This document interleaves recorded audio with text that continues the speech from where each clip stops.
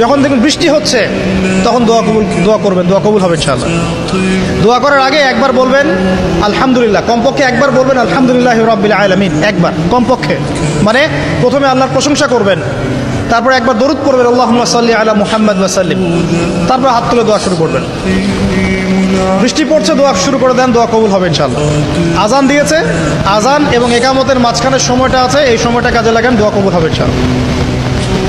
নামাজে দাঁড়িয়েছেন, সেজদায় গিয়েছেন, সেজদায় দোয়া করেন, দোয়া কবুল হবে ইনশাআল্লাহ। প্রশ্ন করে অনেকে যে ভাই সেজদায় কি বাংলায় দোয়া করা যাবে? হ্যাঁ যাবে, যদি আপনার নামাজটা নফল নামাজ হয়। কোন নামাজ হয়? ফরজ নামাজে করবেন না, নফল নামাজে করতে পারেন ইনশাআল্লাহ। সেজদায় বান্দা আল্লাহর সবচেয়ে কাছাকাছি থাকে, এই সময়ে বেশি বেশি দোয়া করতে রাসূল সাল্লাল্লাহু আলাইহি ওয়াসাল্লাম তাগিদ দিয়েছেন।